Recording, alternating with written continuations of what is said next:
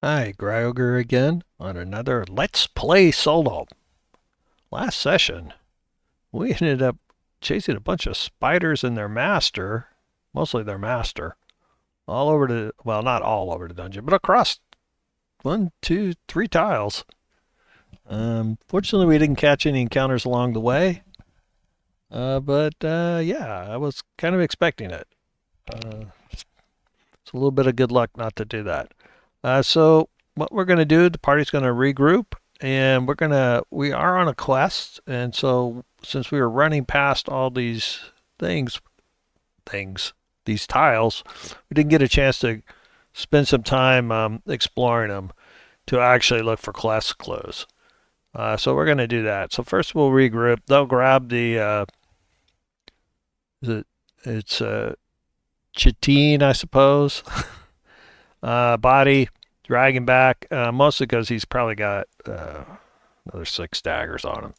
I left him on the tracker so I can remember that we're going to get back. Now, on the random monster funk front, I'm going to count this as crossing 2 explored tiles. So the next time they move again, they're going to generate a random encounter. Let's get our cleric with the giant centipede. And we'll explore this area. This is the area that actually triggered the encounter. And this is where the monster, the chitine is probably where all the treasure is. So let's go ahead and generate a treasure. And it's, as you can see, usually I do number these things, so not when I'm doing it on the fly.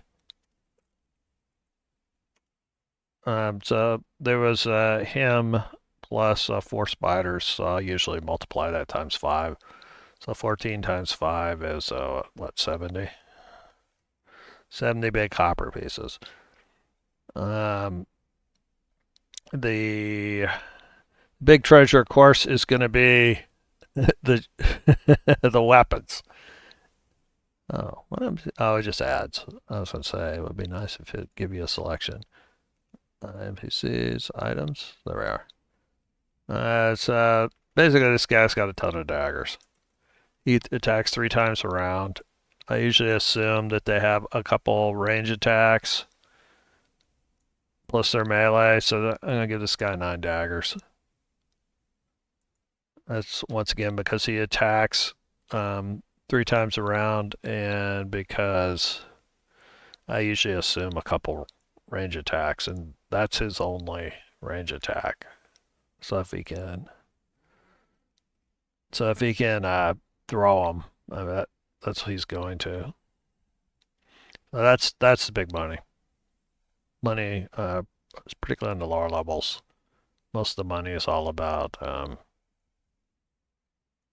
comes from weapons early on, other than the horde encounters. And I'm gonna go ahead and change this. So this is also O2, and the numbering system is level dash area.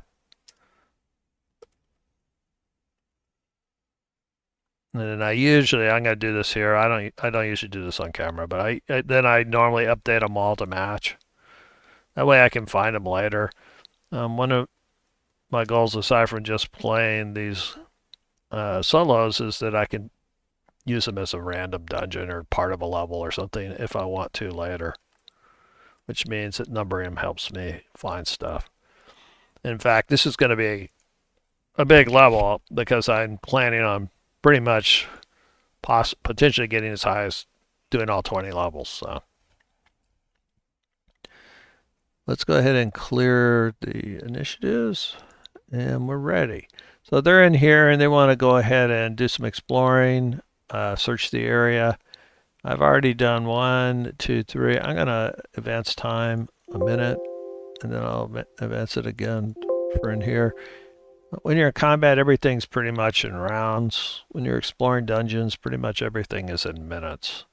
It takes a minute to check the door, pick the lock, Can take longer to search a room. Um, so in this one, this was their monster encounter. Uh, this is where they were. They already done that one, but then they're going to move back into here. There's still nothing there. They're keeping an eye on the area. Let's get these guys back in their formation. Let's move this over a little. There. All right, so on the party sheet, we've got our fighters up front. And it looks like our former half-orc, now full orc, is on the right. Tordek. And the mage. Then our menagerie.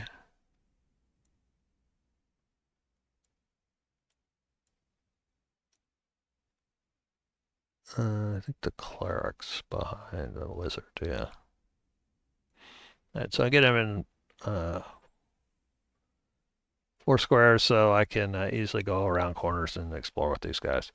All right, so as they move back into here, this is going to be the third one, so a 6 on a d6 will mean we actually hit a random encounter from all the fighting. Wow.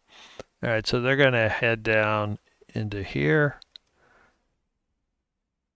And this is a quest location. That's good. So we'll spend some time. Chamber of rough stone. Looks like it was once plastered. Only a small fraction remains of paints. Okay. So this room is not doesn't feel like the safest place ever. But our guys are bold and brave, and let's see. And as they search the area, yes, there we go. They have a chance of a quest encounter. All right, so we have 2 quests. Once again, I'll just roll the d20, odd or even. Even, so it's the number 2 quest. I pinned it, but it's also, I can look it up if I want to. It's right up here. So this is the harder quest. This is the mystery. So far they've missed and found a clue. So we're looking for a insight DC 13, as I remember. Yeah, 13. I think it's probably still set up, yeah, because the only other thing we've done is oh, success, failure, success, success. Oh my God, they got it. These guys are studs. Oh, look, guys, clues, clues. Oops, 2 pluses. All right, so we need 4 successes before 3 failures. So we got 1 failure and 2 successes. We're halfway there. This is the one about the blue bush, by the way. Trying to figure out why the bushes blows outside.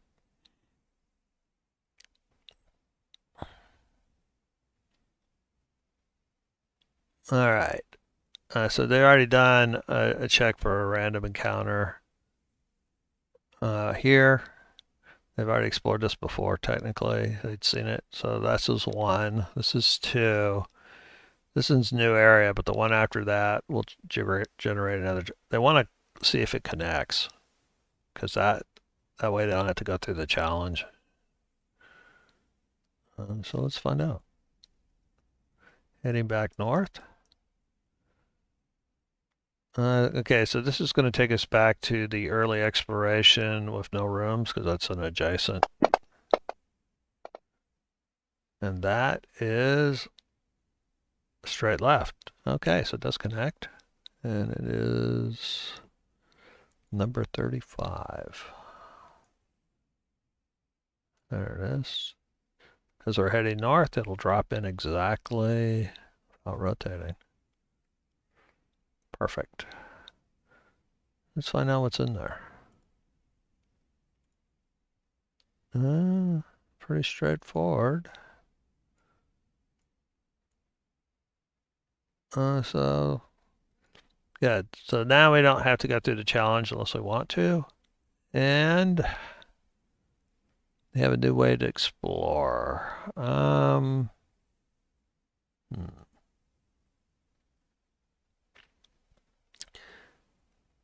Chile, I think I'm going to follow the strategy. I try to explore around the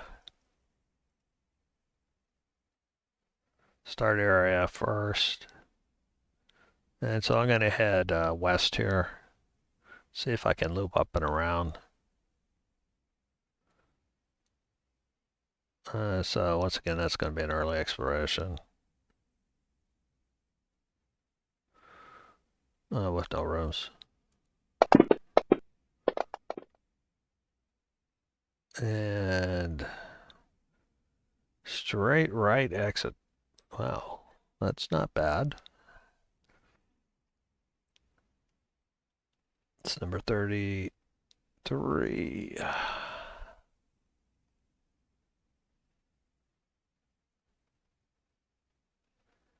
We got a chamber. There'll be something like about that. Let's unlock this.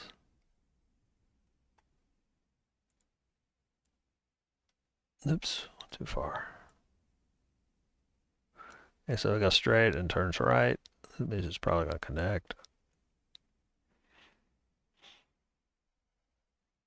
And let's see what's in there.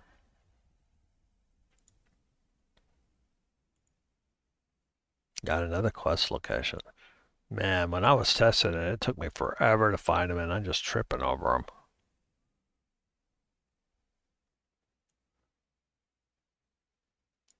And the real one. Okay. So let's go take a look. It's got some manacles in there, broken chain. Also crude bricks. That's our awesome quest location. No sign of any monsters. They were all scared off probably by us chasing that chitine everywhere. That's their thinking. Moving the depth markers up. One of the problems with the step-by-step approach is the depth markers end up too low. And so if you get another encounter, then it'll show up on the map. They're up. They end up underneath the tile. So they're on the map. They're just where you can't see them. All right, let's find out which one we got. Odd or even quest. We got the even. Man, I am rolling a lot of even numbers in a row. Well,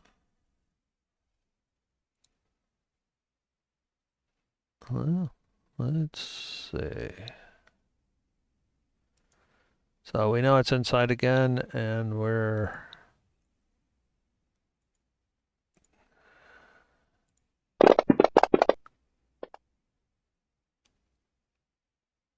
success, failure, success. Good Lord. Okay, and I thought this was be the one they might fail, but these guys, they're getting into it.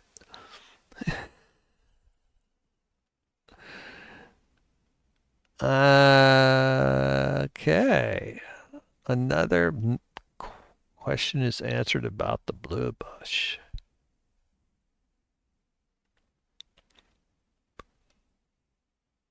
So they're actually on the edge of success for this.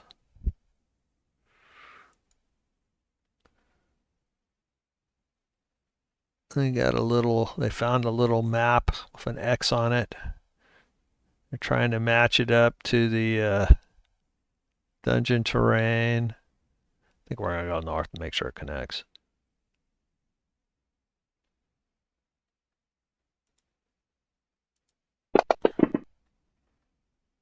$18 gives us a four-way. It certainly is. It's a chamber. Chambers have a little bit higher. Chance of encounters.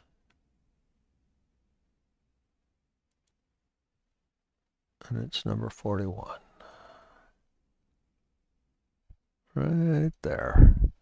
So in theory, turn it, but it's not all equal anyway. All right. Let's see what's here. Oh, they got a trap. Oh, let's find out if they can notice it before it goes off.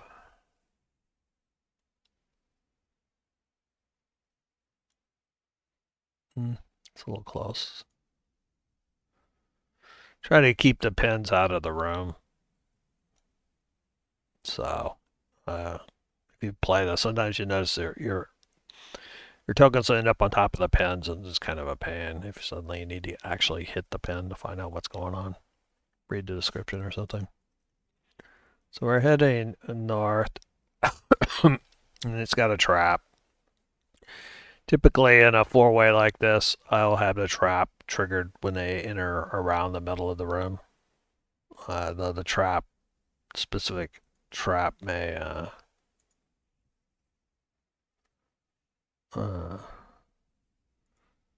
dictate something a little bit different.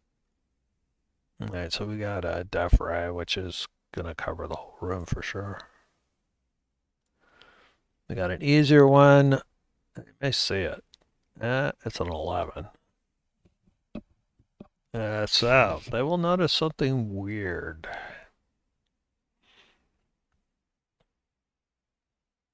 On the floor. Let's see. Let's back them up a little bit. I think this is one where there's a pretty good range to it. Yeah, 60 feet.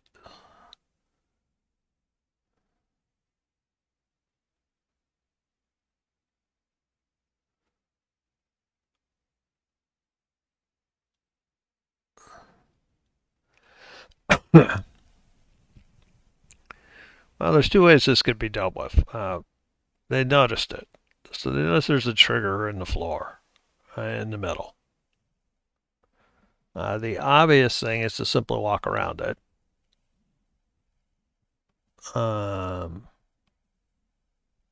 Which will probably work.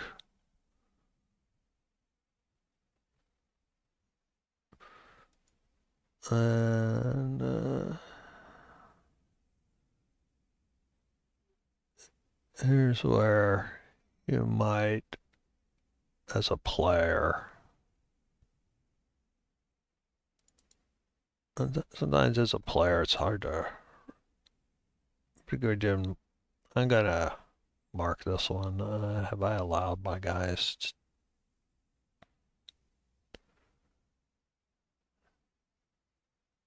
No. Okay. Let me go. It's off by default. You can let your guys draw, or you can just draw it yourself. That's the DM side. What I'm gonna do is I just put a big X there to help me remember that they know there's a trap there.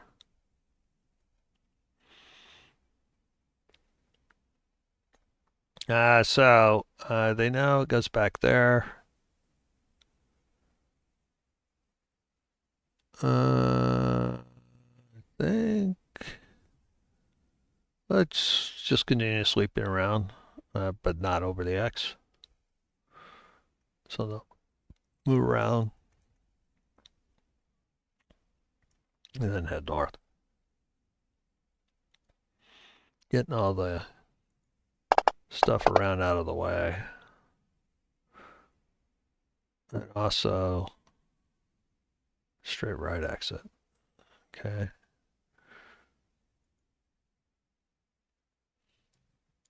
That is 33.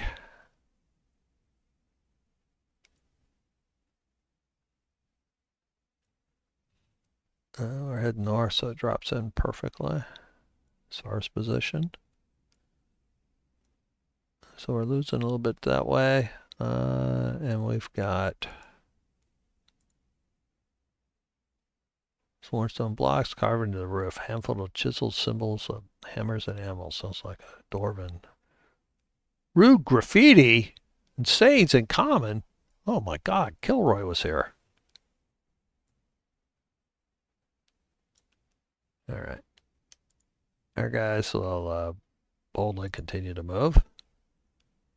Oh, yeah. Get back to play mode. They're going to loop around to make sure it all connects, and then they'll start exploring further outward. So they'll head east. Still in the early exploration. Left, right, T. Okay, so that will connect up. It's number 34, which is just down here. Got a T intersection. Let's just rotate it. Oops, and on short a little. There we go. What do we got in there? Pretty standard floor. Ceilings. They're coming in this way. All right. Clearly, after that, they're going to go north. I've been finding some good clues around here, but looks like they got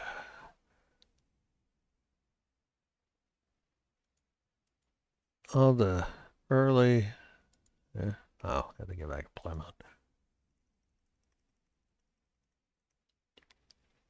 All right. So now they feel they have unimpeded ways back, and they're going to head north. All right, so we're just on the plain early exploration table because this is 2 out. Then we got a 4-way room. I believe this is our first room. Just doors and full of treasure. Undoubtedly full of treasure. 43. Maybe monsters too.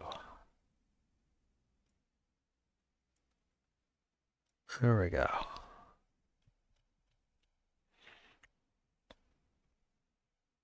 What do we have in there?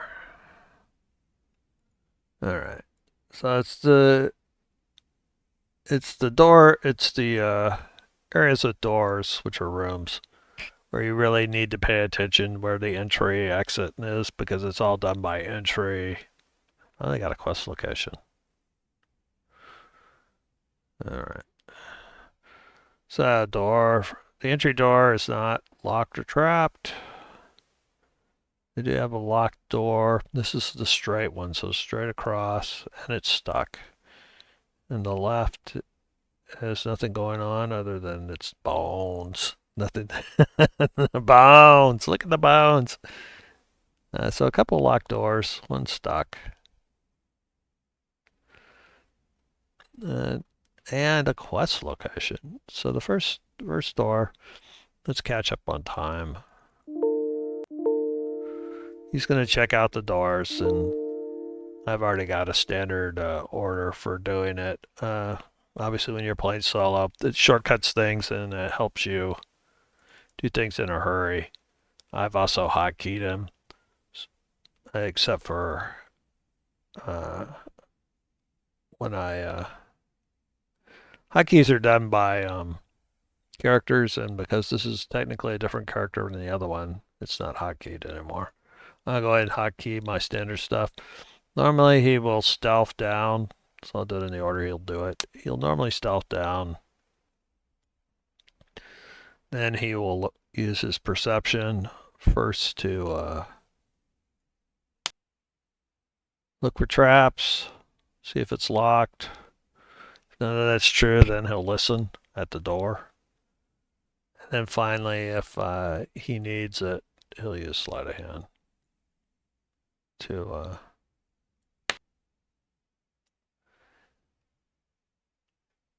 remove the trap triggers.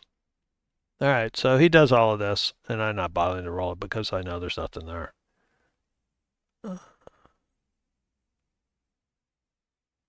I'm still in.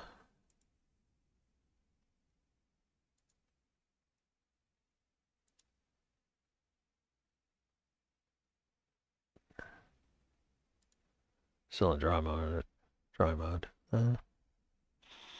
Alright, so there's the doors. They move up on them. Oops. I want them to move up on them, not just that guy. So I found out last time that if you mass select when you're the player, you don't get the centipede and the familiar, which are not PCs. So it moves up, and they throw the door open. Let's move back one so it's easier to select the doors. There we go. You have to have your mouse, by the way, over the actual door occluder. So like if we look at this, that means I gotta have my mouse right over these parts. Okay, so room. Another chance to advance our quest. And I don't want to jinx anything yet, but am I going to get even again? That's really the big question. Nope. All right, so this is the easier of the well, it's kind of random, but this would be the apparently easier one. This is quest one, where it's easier by So this is where they're escorting their centipede. They're looking for a place where they're supposed to drop this thing off. They haven't seen any signs of where they're supposed to drop their centipede. So let's start doing it. They need a performance. Performance. So they're trying to communicate with the centipede, asking it where they're gonna go. Yep, they're trying to mine. They're trying. Yeah, this will be good. Because maybe, I mean, it's got a collar. Maybe it's smart, right? Performance. All right.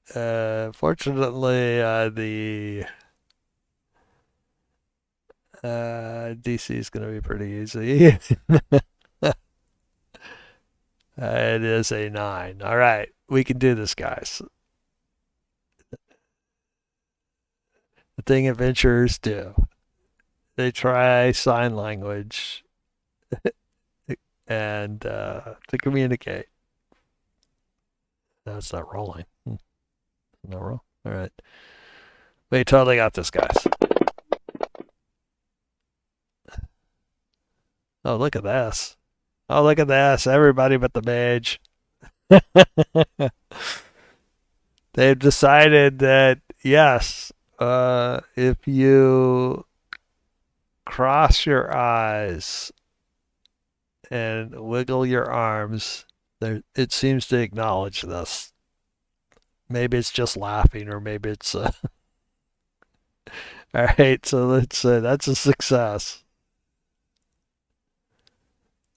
Let's get a plus down there. Oops. All right. This one is a 3 and 3. Generally, the way these things work, it's the failures that matter the most. If you don't have a lot of chance for failure, the odds of you failing the quest are higher.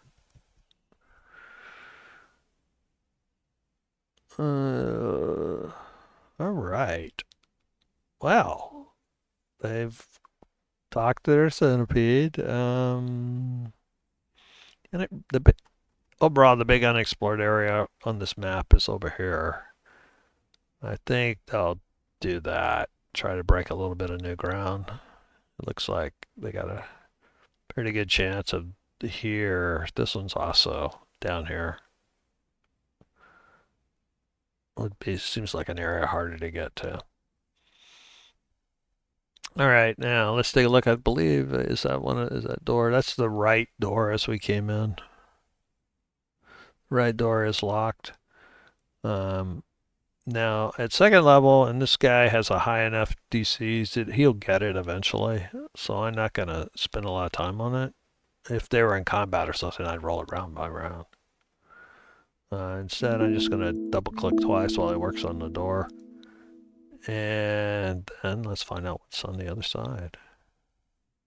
Now, if you notice I had this bleed through on the map, where if that bothers you, you want to place the tile before they can see it. So because this door is closed, it doesn't bother me enough that I care about it. So um, now 1, 2. So that's the edge of early exploration with rooms. Then we have right exit. All right. So we're going to end up heading back down. They could dead end. We've got number 26. 27 and 26. All right. Let's drop it there. All right, so we've got a room with right exit. And let's find out what's in there. For planks, turning handle. Oh, got a trap. There we go. Oh, monster encounter as well. Now, usually, if there's an intelligent monster in there, it'll know about the trap. Thus, if these guys actually set the trap off, they may respond, like try to open the door and get surprised, stuff like that. Let's find out what happens with the trap before I generate the monster, though. Let's generate a trap. And we got a burning ray trap, and it's an easier one, which means the rogue is most likely to notice it coming up. Now, there are monsters in here, so I'm going to actually go ahead and get them in party formation.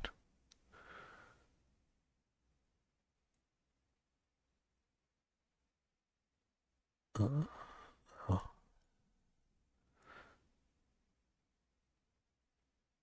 About 2 squares out, by the way, is where the pen won't go over. On the scale I'm at, obviously. More you're zoomed in or less you're zoomed in. Okay, so their party formation, they're actually backwards here.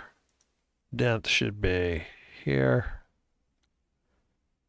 Tordek is here.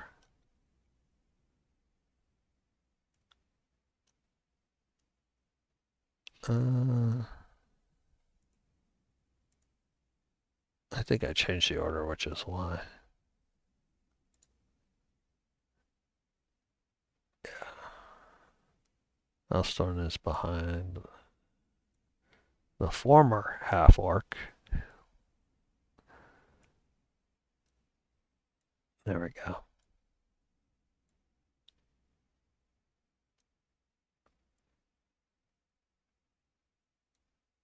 They're basically like this. So Silence is probably going to be watching the door. And of course, Girth is carrying this thing. He's putting it there for convenience. So it's really in Girth Square. So the way, as I explained, the way it all happens is the party's a little nervous, but they're not that nervous. They'll be up like about there when the rogue goes up and does his stuff.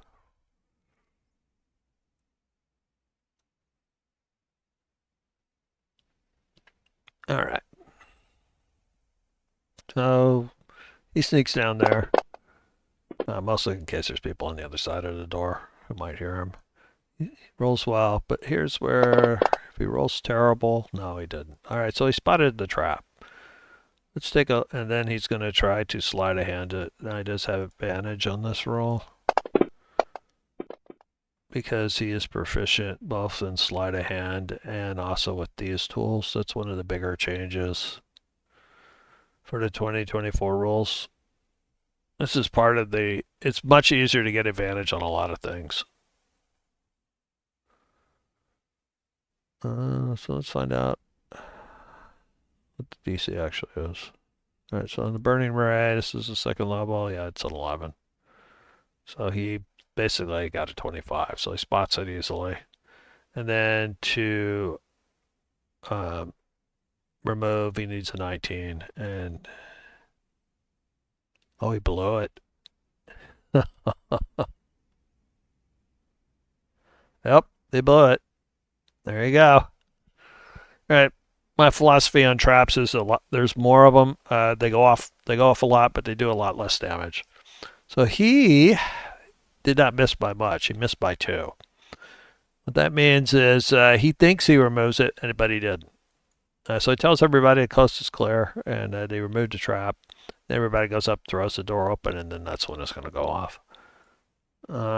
So part of the issue here for the party could be that the trap kills the centipede. They're going to leave silence to guard to let people know if somebody's sneaking up on them. And kaboom. So, Mr.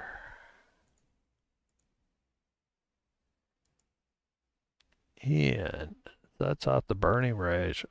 No, actually, one of the fighters sets out the trap. So, one target within 60. So, this is going to be just random. It is an easier trap, so the attack's 2 plus 2. Just put it over here so I can pull it up. So we have actually 1, 2, 3, 4, 5, 6. 1, 2, 3, 4, 5, 6. The centipede being last. Because if it kills the centipede, they're gonna fail that. 1, 2, 3. So it hits Austin. not making the Austin a fan of the. All right, so it fires at Austin, and so I set these up so that they'll actually roll. He's got his mage armor on. Oh, he got hit. And that's the thing. Even though I have more, it only does a D3. And even being a mage, I did do max, which takes him up to moderate. So 3 points. Takes big 3 points and glares at the rogue.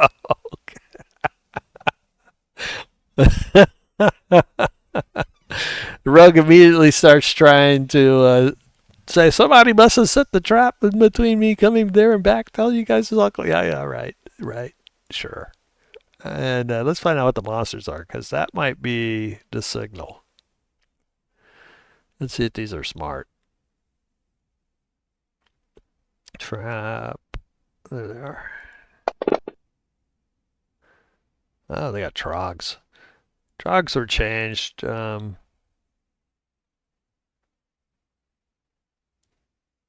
Troglodytes were changed. Let's take a look at them. They used to be one of the more dangerous. They used to do a lot of damage, and they used to get 3 attacks. In this case, you can see that they only have 1 with reasonable damage. This is one of the things they did do. In general, the monsters in the monster manual did get tougher. But like all general rules, there's always exceptions. And what they did with the CR 1/8s and 1/4s is they made them very similar. So, which in general meant the 1/8s got a little weaker. The 1/4s, there's some changes, but what they generally did is if you look at them, a lot of times they have like an extra plus to damage. So their minimum damage got better, but their top damage generally didn't change that much. This is important because what this does, it at first level, which is of course where people are super fragile, and even second level to a certain extent, what kills you is your high end crit damage. If you run through your quarters, you're going to see most of them have D6s instead of D8s. In fact, the D8s are assigned that they're tougher. monsters. So we got trogs. Trogs stink, but they are smart. So, assuming they heard the party come in, they may try to trigger something here. Let's get them on the combat tracker and see what happens. All right. So this is a room with two doors. So one of the things I didn't dwell on it, but troglodytes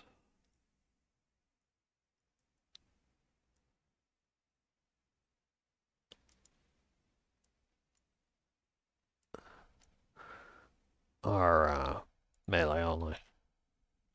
They do have a stench. And the stench is relatively low DC. Um, they've changed it to emanation. Uh, the thing that's important here is basically it's a one and done. Once you save, you won't get sick again. So basically, as the fight goes on, the stench becomes less and less important. So we know that our fighters uh, have a 5 passive stealth. It's effectively a 7 because they're listening through the door. So let's find out. Oh, these guys have a. This guy has a name. There we go. Let's find out what their passive perception is. They're also somewhat stealthy.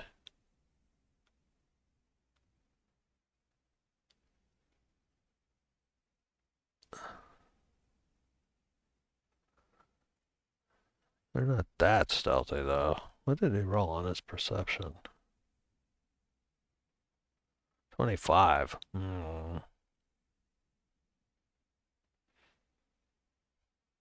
That's that may be why he blew the trap. He heard these guys. They heard him. So he blew the trap because he heard you guys on the other side of the door. They definitely heard. Oh, after all that, their best perception is 10. They need a 7. All right, so they're basically all aware of each other. So the trogs want to open the door. You can argue either way. The advantage of them opening the door is they'll get their emanations on the guys immediately. Also turns out how aggressive they are. The way I'm going to play it is either side will engage, and they'll engage on initiative order. They're both aware of each other, though. Oh, no surprise. And it turns out the party is on the ball. Silence, in theory, is probably not going to be in combat. I didn't roll. It's the problem if she's not a PC or he. I'm not sure. Well, it's an it, I think, really, but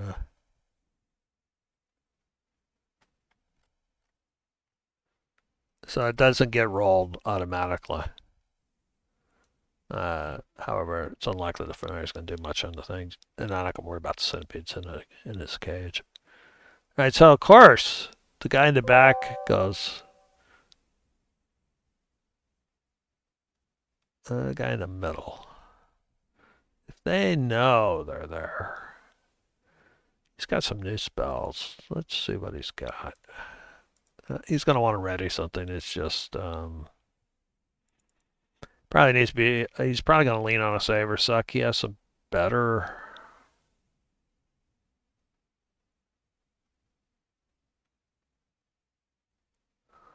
That's his arcane recovery's done because these guys came down from the first level down. They're exploring, doing very well considering they chained down from the first level. I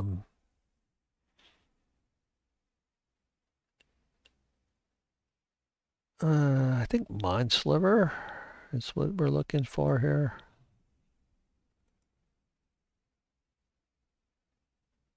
Intelligence throw. Yeah, he's going to do this. This is a basic. He's looking for a saver suck. It's got a range of 60. It means he can probably afford to back up. 1, 2, 3. So that's going to give him like out to here. He's going to ready Mind Sliver on the first hostile target he sees.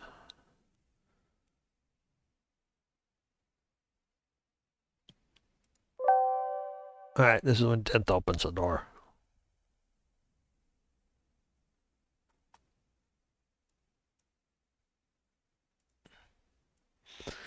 It's kind of hard to. These have pretty narrow doors, but then when you have thick doors, which are easier to open, that sometimes your your tokens will get stuck in them. So there's kind of disadvantages and advantages on the width of your doors. Let's just show all these guys and do the trogs. All right, so he opens the door and promptly sees this guy. And of course, he wanted a saver suck because he didn't want to have to worry about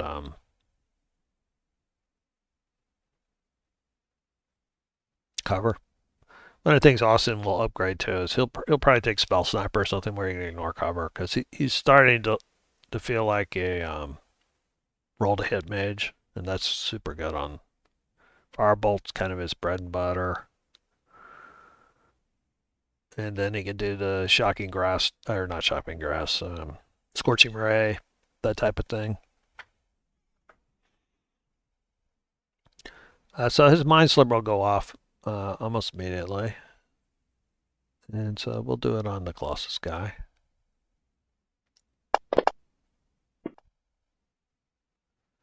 He does succeed, and let's go. Let me read the emanation. Any creature other than a trog that starts its turn. Okay, so Dent did not start his turn in it because I don't have it. It's not going through the door. Now these other guys will. So he will use something on this guy.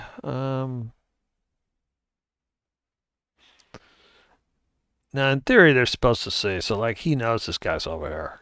He's supposed to see like this. He is going to move out to here just so the guy has no cover. He may well move back. Unless he kills this guy.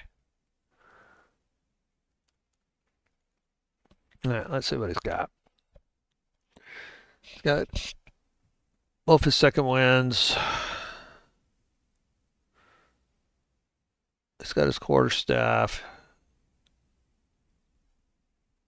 He's okay with proning this guy.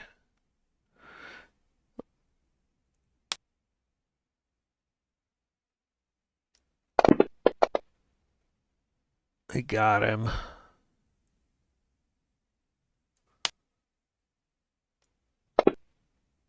Ooh.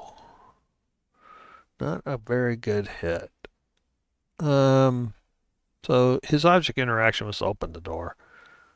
So he is going to move back to here to hold the line. Keep these guys from going through. And he's going to tell Tordak there's another guy right up to the north on the other side of it against the wall. Just like this guy was. And he's done. Alright, so Tordak starts. So this guy's emanation doesn't quite get to him. If this guy was here, his emanation would get him, but it won't. So the door's still closed. So he's gonna probably wants to do what Gert did. So he's gonna open the door. That means he can move up, take a swing. He also has topple off, but on his battle axe. Oops, wrong one. How about that one? Oh, I meant started talking. I switched them all to like dice that match their classes because I kind of really do like these the hero dice. So he's going to try a topple on this guy. Alternatively, he could have tried to focus fire that other guy.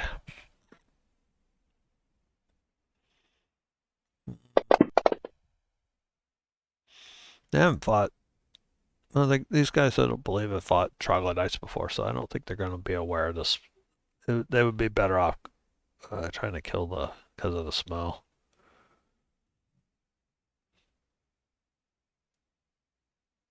So in this case, I'm perhaps making him deliberately not. He does hit. One of the things I forgot to do, I'm still not quite that used to topple. Then should have tried to topple this guy because he did hit, and this guy should too. Now I set up topple to right here, and so it's a con save. So he saved it and go over. Um, it's likely the save is about the same, but I'll swap back. All right, so they both saved, which is good, I guess. Good for them. Not good for our party. Party's going to back up though, so they still have a solid front line. And it takes us to silence. Silence is not going to do anything other than make sure that nothing's sneaking up behind them. Ian. Ian's going to do probably end up doing something. Right now, he feels like a ranger or archer rogue, so he may well take uh, the bow equivalent of spell sniper. This guy's he will try to focus fire. He's gonna have cover on this either way, so he'll shoot at the one in front of Tordak.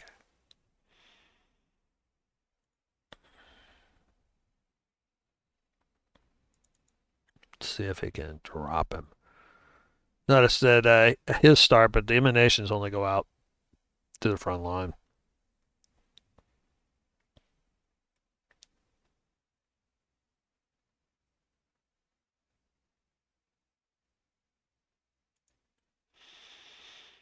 And he unfortunately got downgraded to a short bow. Here. Oops. There we go. They did get him.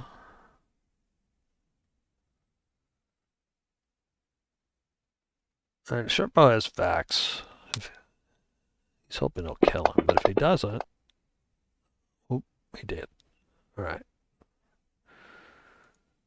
All right. There we go. See how, like, there's no blood splat? That's because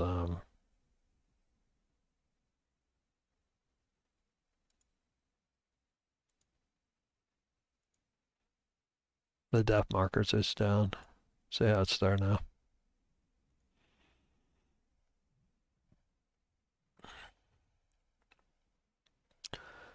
Uh, he's going to just take a step back.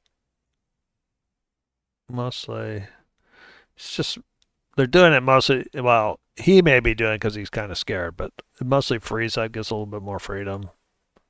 It used to be super important when it used to cost to move through your own party members. It doesn't, though. All right, so he backs up one, and Girth. Girth's got some new spells.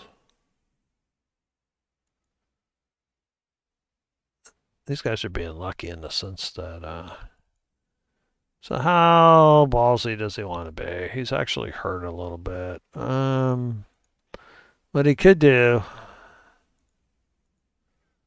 he doesn't really see that guy. In that case, he's going to toll the dead this guy. So that's his save or suck. And it's his biggest dice. So, and it works the way I house ruled it. It does D12s against unhurt guys, so he'll try it on that guy.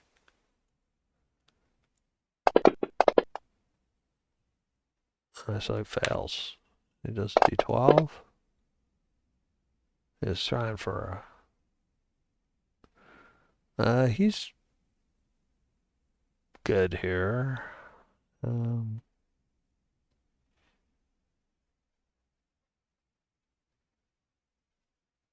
I'm just making sure. I was thinking about the light, making sure their lights are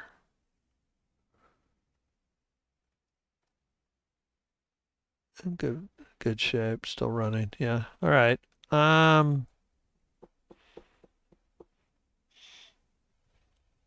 Like those guys, he wants to move up a little bit. So he's gonna kind of move there and there. Basically, I'll move there, then I'll move there. Taking a look, he's basically kind of craning his neck to see what's in the room. And then he'll say, "I have four of them." All right, they got one down. One down, four to go. And he'll end his turn, and our trogs finally get to go. They're gonna rend, and they're gonna do the same thing. Now he wants to do the same thing the fighters do, but if he moves up and then moves back, then Tordak's actually gonna swing at him. So he will commit to yeah. Let's just say how smart these guys are. They're not unintelligent, but they're not the sharpest tools in the shed.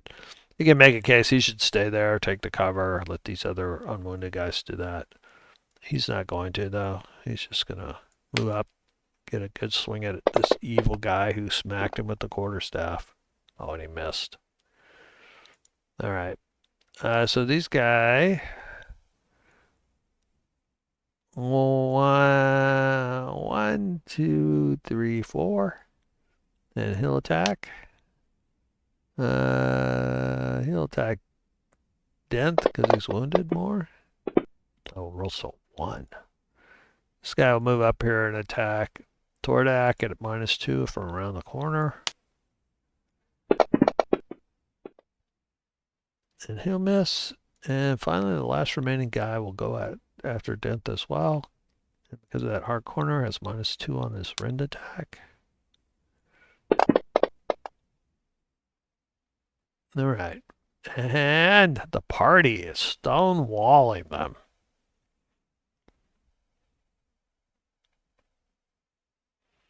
Thus far, only Alston has been hurt by the trap. He glares at Ian once again. All right, the centipede's not doing anything. New round. Alston. He's got his. He got his. It's looking like these guys take 2 shots, maybe 3. He's got his acid.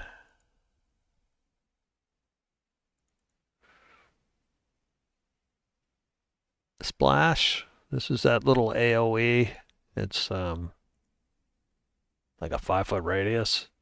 But you can get 2 guys. Not only does a D6, but on this wounded guy, he's hoping that'll allow them to finish off. So he's going to target it right here.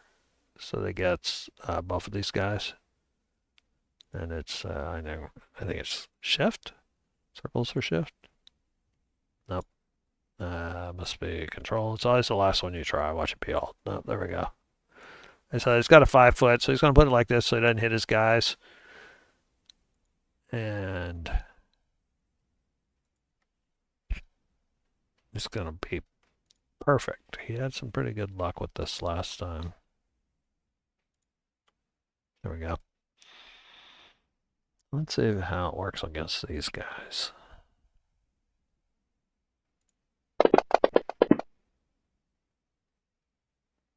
I got one. Because it's a cantrip, it's save or nothing.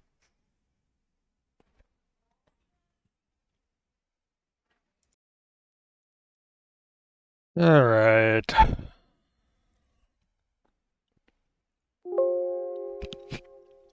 One of the things that changed, by the way, is the cantrips. Um, there's a couple of AoE ones like this, so they're all D6 ones, and a lot of the ranges changed. It used to be most of the ranges were 120. Now only the firebolt, as far as the wizards goes, is at 120.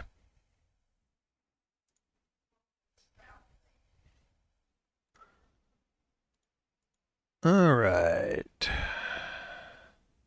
Tordak. Tordak will swing at the most wounded one. Uh, trying to topple him. Okay, finally. Finally, poor trogs. They haven't gotten anything. So the mighty Tordak is in. Let's read about these emanations.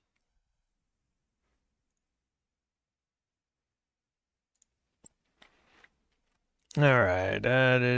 Stench constitutes any creature other than a troglodyte that starts in a 5-foot emanation originating from the troglodyte.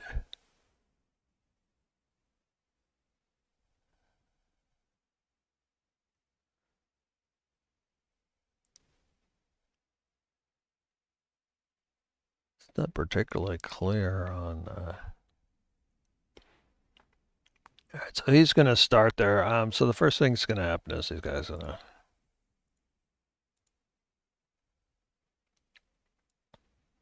save. Normally, if it was that's poison, that's why I got an advantage. So you can argue that he might have to make 3 saves, but the problem is these are once and dones. Once they save, they're not affected. So there you go.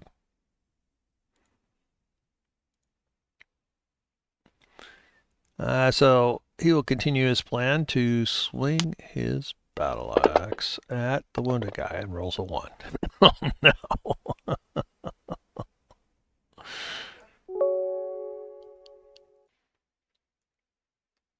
So the rogue's going to focus fire on the wounded guy over here.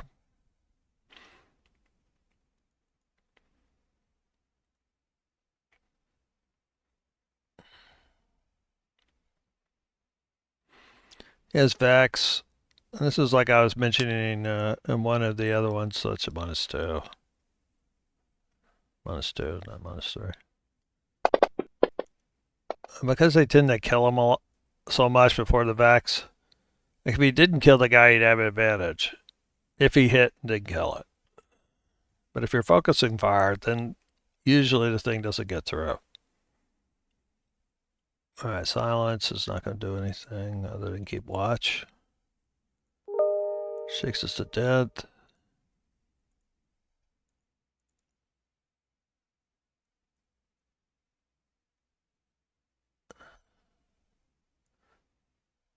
That's the thing. Normally you want to, what am I doing? Oh, I rolled the topple. I was trying to say, normally you want to focus fire, which means all these cool effects tend not to work. So, should this guy actually live, he'll go prone. I bet he didn't hit him, so that doesn't count. So we have the troglodyte. Wizard, he's got a name, so he's a little bit different. Or yes, his name is different. Oh, and I didn't do dense. Say, of course he failed it. He didn't hit. Here, let's do it right now.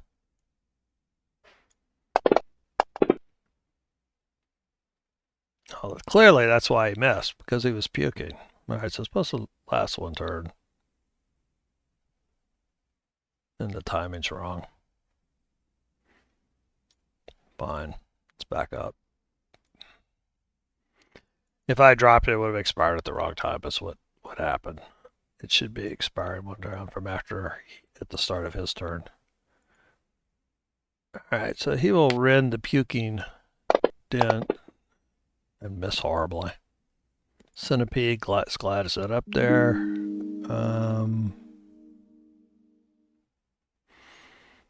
Hmm. It's got a.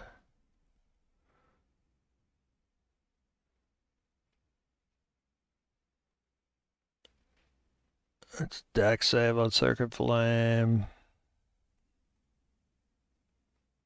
This word of radiance is that other AoE I was talking about earlier. It's a D6 emanation around him. So it makes you think whether do you want to do that. If you don't have at least two of them, it's probably not worth doing unless you really want that type of damage. Let's try a deck save. Sacred Flame on the wounded guy. He failed. Big D8.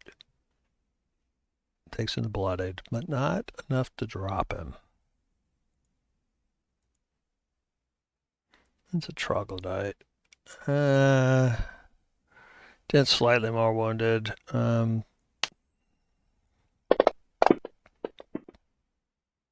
Missed. This one has to attack Tordak at -2. I mean, it doesn't have to, but if it wants to attack.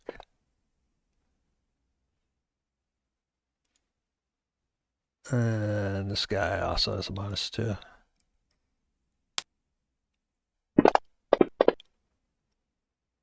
They have a tough time hitting that front line, especially at -2.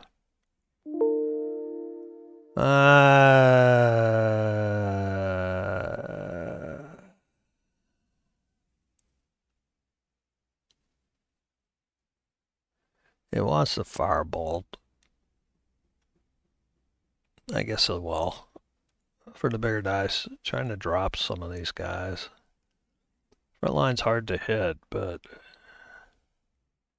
they're also getting quite a few attacks in and around on them, so they need to drop some money. I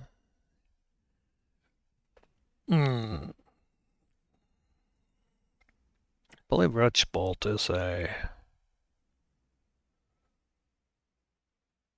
roll to hit. You know what? He's going to try a Witch Bolt on this. He's got 3 slots, and they're already down deep. If the fighters get beat up, they're not going to... Let's do for cover.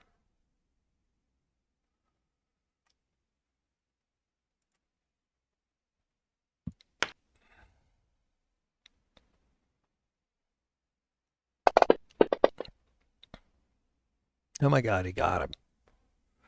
Witch Bolt is one of those... It's kind of like Guiding Bolt of the Clerics. It does 2d12, which he's hoping will just outright kill this guy. It doesn't, but he's got, for those who aren't familiar, it's relatively new. I think it was in Tasha's last time. So basically, make a range attack. It does 2d12, and then each of your subsequent, you take a bonus action to another d12. This is what you kind of want to use on bosses usually. Single target, high value. In this case, he has so many first level slots.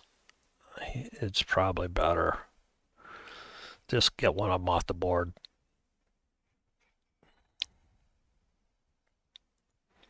In a way, it's too good a spell for low levels because a lot of times the D12s will just kill it. So you never do your secondary stuff, but you know, that's the good problem to have, right? Alright, so the centipede's not going to do much. This guy will continue their assault on Dent. Miss. He will...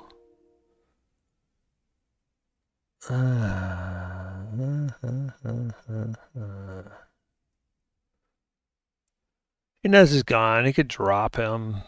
I mean, in theory, the lightning will hit him again. It's,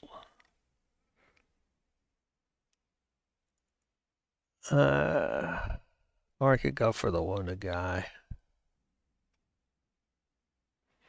Spiders are going to swing at the wounded guy anyway, most likely. Yeah. Where's Wizen? Wizen is the one that's gone. This guy hasn't gone. If he kills him before he goes, then they're up in the action economy. He'll try Cigarette Flame on this guy.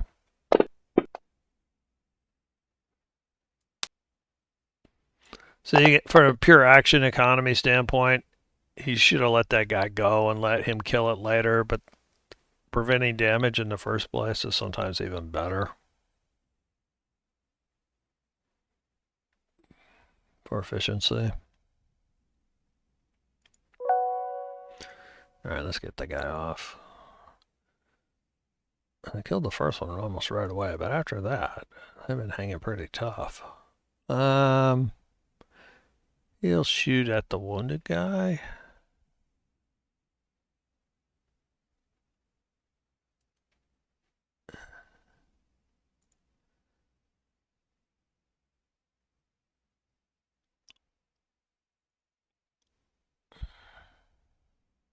Oh, he's actually using up a lot of arrows.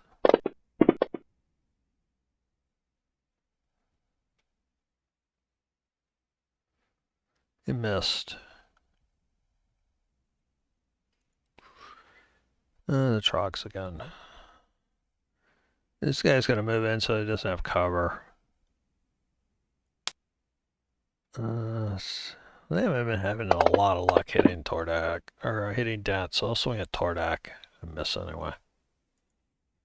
This guy has to swing at Dent at -2. Missed. And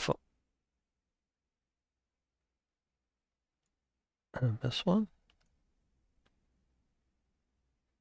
It's like I missed one. Oops, I didn't mean to drag it off. 1, 2. Oh, he went first. That's why. Okay. Tordak has already made his save, so he doesn't have to worry about the stench. He'll swing at the wounded guy, though.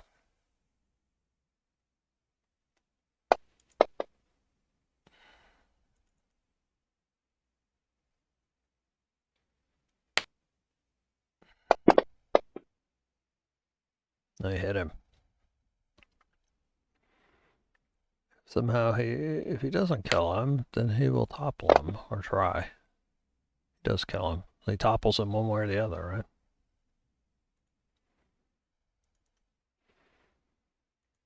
right? And silence. We'll continue to watch it back.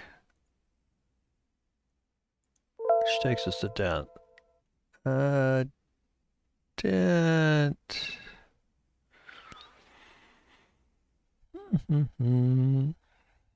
Could advance. There's a lot of reason to. He'll just swing at the North guy, but before this time we'll actually remember to do the troglodyte stench before. Let me just see when the stench is actually supposed to run out. Creature that starts anything. Target is poisoning the dish till the start of its next turn, so it is supposed to have gone down, which it did. That's why I was checking. And then it starts again. So basically, if you fail continuously, you'll always be poisoned. So this guy, I failed again. All right, so he is poisoned, and he'll swing at.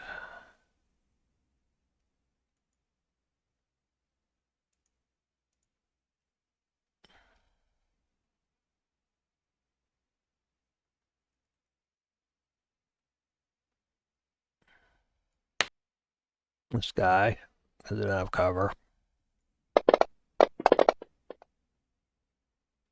He got him anyway, even with disadvantage.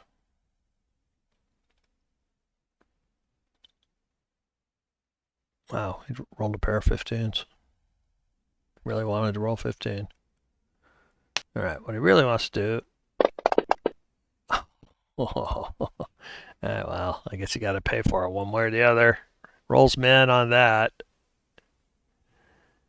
He's gonna stay there.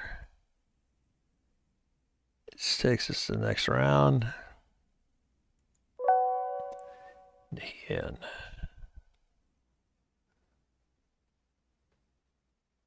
he's trying to figure out a way to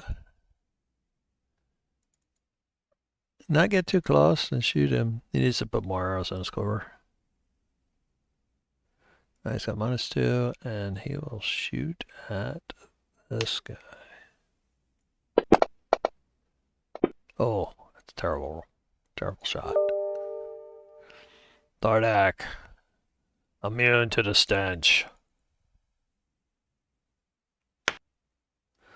Attempts to apply good old-fashioned battle axe to his problem. Gets it, he's swinging and gets it hung up on the top of the door or something. Silence continues to watch the back. First, the evil troglodytes go. He'll swing it down, I guess. Still nothing. Alright, this guy will move up and swing at Dent as well. Oh, close, he got him. Nope. They're 20 armor classes, definitely holding up. Oh, and his temps helped him out a little bit there too. That Scorpion's not doing anything. Garth.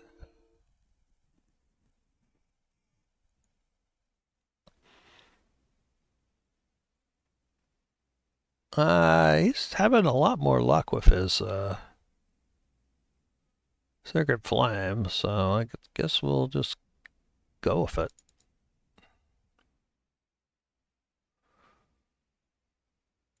On the more wounded guy? More wounded? Yeah. Oh, for Max. Didn't quite take him down, though. Clearly, maybe he should give up on that Toll the Dead and start. Oh. Now, see, this is about the men you want to throw your acid splash. If he's lucky, he might kill that guy. One of the things about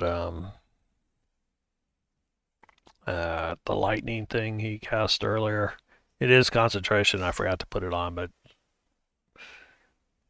so often early on it gets knocked off. It's almost not even worth it. Yeah, we'll try acid splash. I mean, he might kill this guy.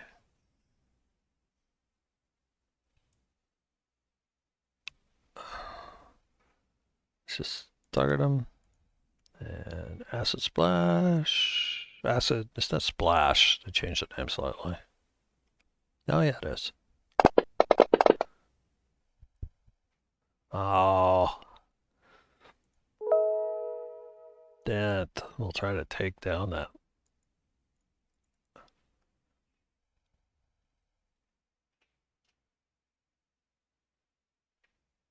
They haven't been hitting, but the front line has been very slow to hit back as well. Oh, and continues to have a hard time hitting. Oh, he should have saved again to see if he was still poisoned. Here, let's just save.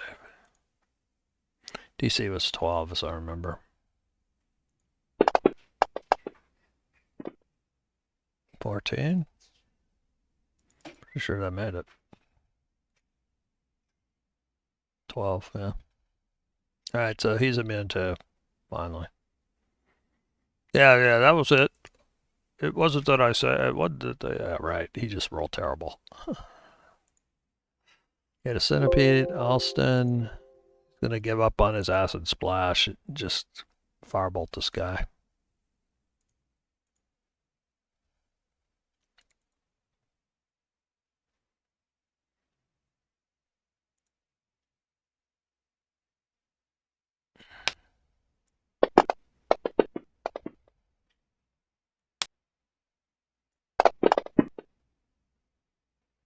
And gets rid of them. All right. This takes us to our trog, the last small remaining trog.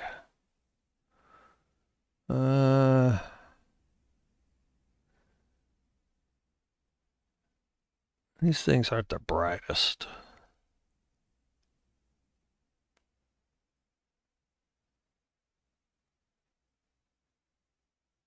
I'm trying to decide if he wants to run away.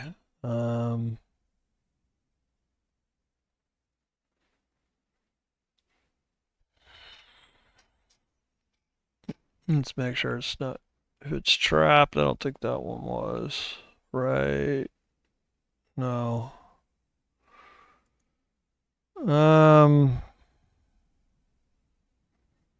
He hasn't been able to hit these fighters. They just really haven't.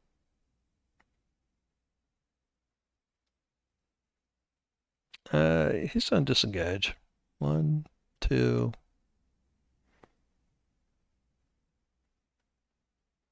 Object interaction, open the door.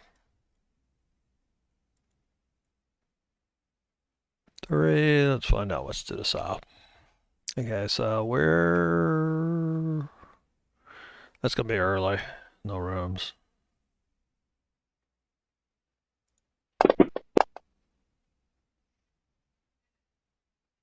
4-way hall. Okay, that means he can continue on to the east. To the hall. 42.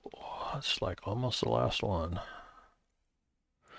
A 4-way hall.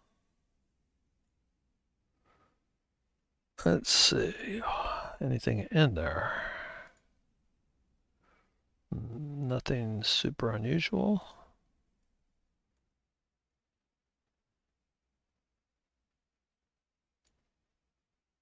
Unless you can put the pins closer because they tilt up and to the right. So that was disengage. 1, 2 object interactions. 3, 4, 5, 6. Beats feet.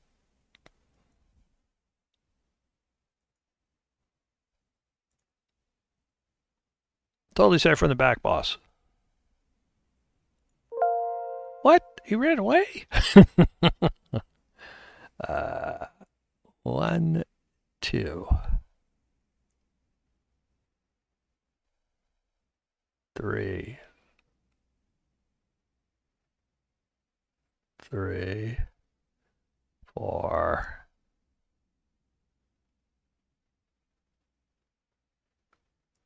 5, 6, in case the fighters probably can get to him. He'll Sacred Flame has been working for him. Unless he wants to throw something else. He could cast other spells, but he is the healer, and it's the fighter's hit points because they're only first level that's gonna determine how long they stay on the second level. So he'll stick to cantrips. Yeah, the Sacred Flame's been working. Except for that time. Dang. Got so excited. But it wasn't targeted on him, so it didn't do anything. Alright. Tordak.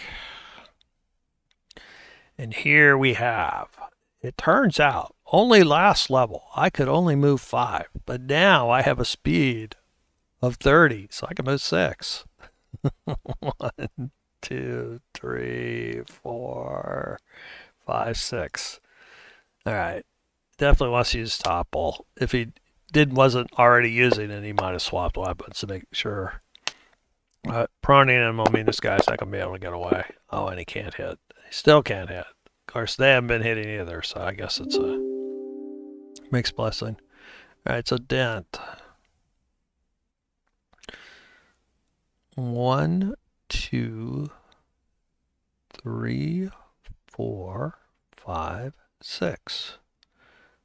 And he will also use a topple weapon to prone this guy. His awesome quarterstaff. Oh, did he hit him? He got him. All right, critical. If he drops him, that's probably it for this guy. So let's get the topple. It's a con save.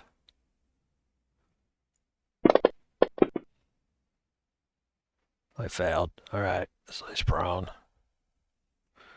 All right, no running away for you. Of course, it's going to screw up the archer, but hey. Everybody's a little life, a little rain must fall. Yeah, all right, I got to finish him. I got to finish him.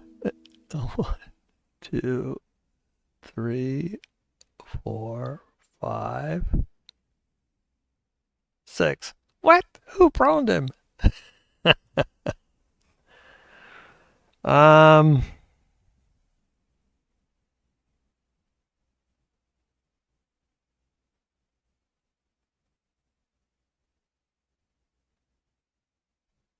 he could bonus action dash and drop his, put up his bow and swing at him when he's prone.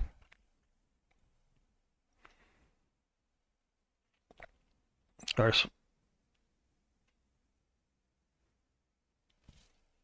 if these guys had more experience with troglodytes, I'm not sure he would do it because he's gonna have to make a poison save.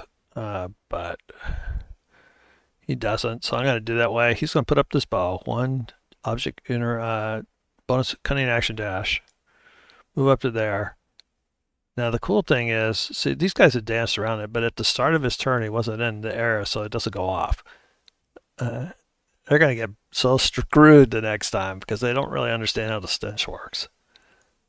Then he's going to attempt to stab this guy with a short sword, most likely. So what I did, because rogues only have 2 masteries, and you can swap from day to day. So I usually I just started putting my masteries after the ones I'd actually mastered. So he's gonna use his scimitar because he has Nick. Nick's not very good in this case because, yeah, he doesn't have 2 weapons out. Since it's not any good, he'll just use short sword. It's his lucky short sword. He knows it's prone because I put prone on him, by the way. So this could be it. That's a good roll. That is it. All right, so the second monster that started running. But another glorious victory for our party. And we've gone a little long. I'm going to go ahead and we'll pick this up next week.